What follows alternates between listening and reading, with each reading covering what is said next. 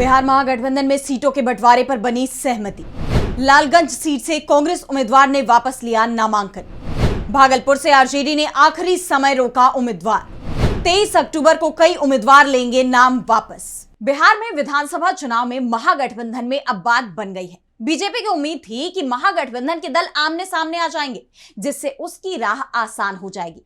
लेकिन नामांकन का काम पूरा होने से पहले महागठबंधन में डैमेज कंट्रोल कर लिया गया है, जिसके बाद अब महागठबंधन पूरी ताकत के साथ चुनाव मैदान में उतर पड़ा। कांग्रेस और आरजेडी दोनों ने ही साफ कर दिया है कि महागठबंधन मजबूत है। दोनों ही दलों की तरफ से कई सीटों पर अपने उम्मीदवारों का नाम वापस भी लिया गया। आखिरी समय पर महागठबंधन में बनी बात ने अब एनडीए को चिंता में डाल दिया है।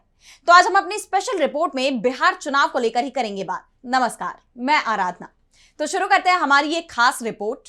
तो बिहार विधानसभा चुनाव में एनडीए के सपने अब टूटते दिख रहे हैं। एनडीए के नेता दावा कर रहे थे कि महागठबंधन सीट बंटवारे के नाम पर बिखर जाएगा, लेकिन महागठबंधन बिखरने की जगह मजबूत हो गया है।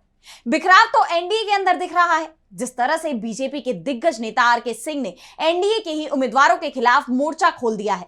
कई नेताओं ने बीजेपी के एनडीए के ही उम्मीदवारों को हराने की बात कही है, उससे एनडीए मुश्किल में दिख रहा है।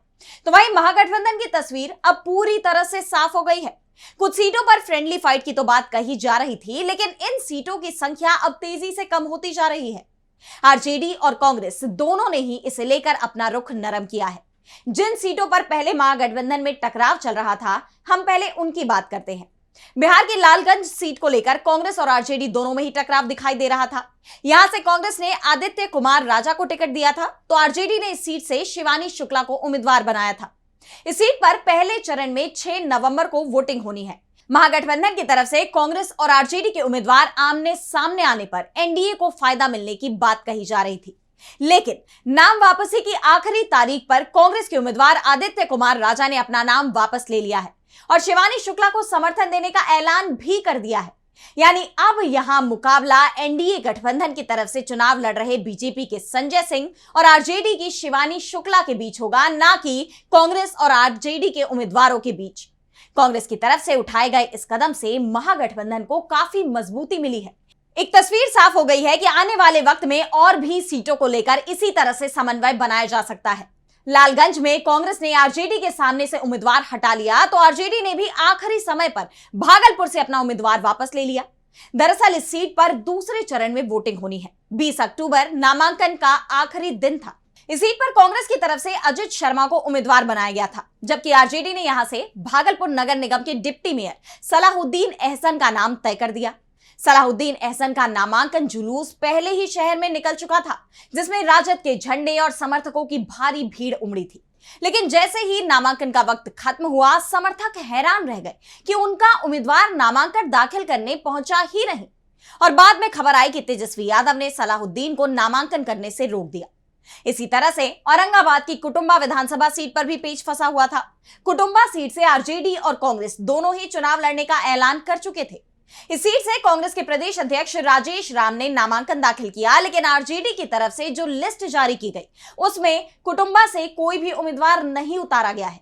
यानी लालगंज से अगर कांग्रेस ने अपना उम्मीदवार वापस लिया, तो आरजेडी ने भागलपुर और कुटुंबा सीट पर अपना उम्मीदवार नहीं उतारकर कांग्रेस के लिए रास्ता आसान कर दिया। 23 अक्टूबर को दूसरे चरण की 122 सीटों के लिए नाम वापसी की आखिरी तारीख है और यह कहा जा रहा है कि कई सीटों पर जहां महागठबंधन के एक से ज्यादा उम्मीदवार हैं, जहां आमने सामने उम्मीदवार नजर आ रहे हैं महागठबंधन के ही, वहां अब पेच सुलझ जाएगा। एक उम्मीदवार नाम वापस ले सकता है। इस बीच महागठबंधन को सबसे बड़ी राहत हेमंत सोरेन की तरफ से दी गई। झारखंड मुक्ति मोर्चा की तरफ से पहले महागठबंधन में रहते हुए चुनाव लड़ने का ऐलान किया गया था, फिर अचानक पार्टी ने अपने रुख में बदलाव किया और 6 सीटों पर उम्मीदवार उतार दिए और यहां तक दावा कर दिया कि कुछ और उम्मीदवार उतारे जाएंगे। पार्टी ने स्टार प्रचारकों की लिस्ट तक जारी कर दी, लेकिन फिर कांग्रेस नेताओं के साथ बातचीत की खबर सामने आई और इसके बाद हेमंत सोरेन ने बिहार चुनाव नहीं लड़ने का ऐलान कर दिया।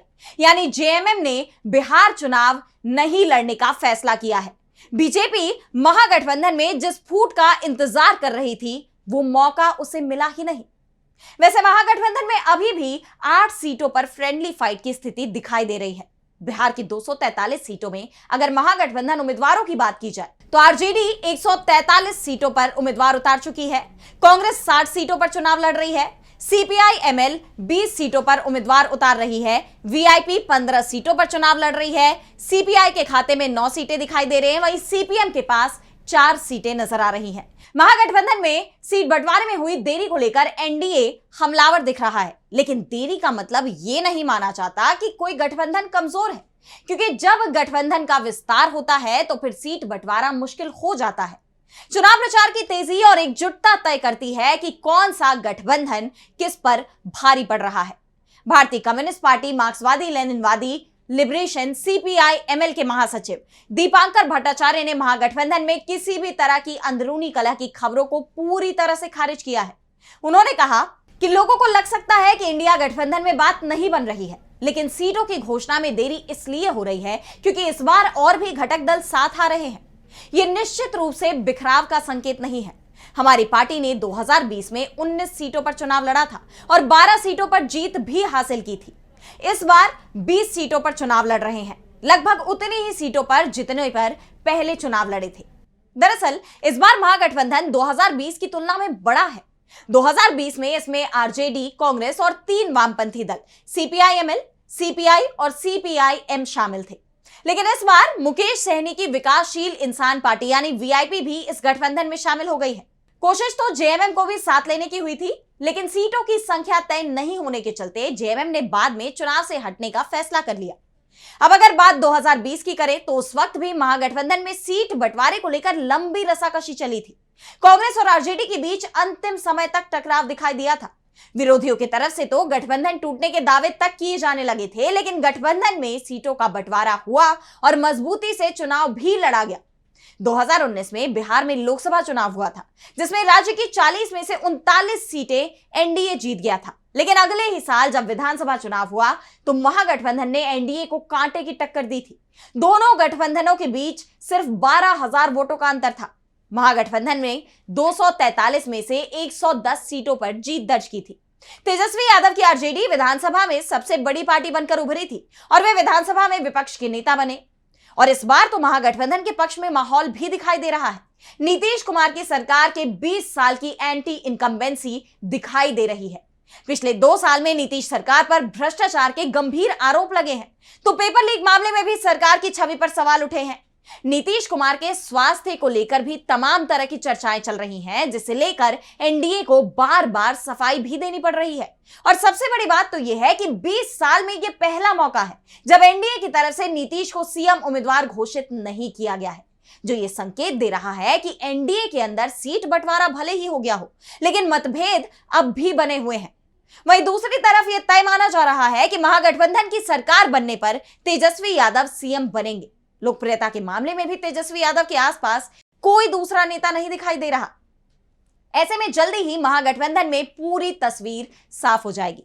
फिलहाल आज स्पेशल रिपोर्ट में बस इतना ही। अगर आपको ये वीडियो पसंद आई तो वीडियो को लाइक करना ना भूलें और चैनल को सब्सक्राइब कर लें। और आपकी जो भी राय है इस वीडियो को लेकर हमें कमेंट सेक्शन में जरूर बताएं। इसी के साथ अब मुझे दीजिए इजाजत और देश दुनिया की तमाम बड़ी खबरों के लिए आप देखते रहिए डीबी लाइव। नमस्कार।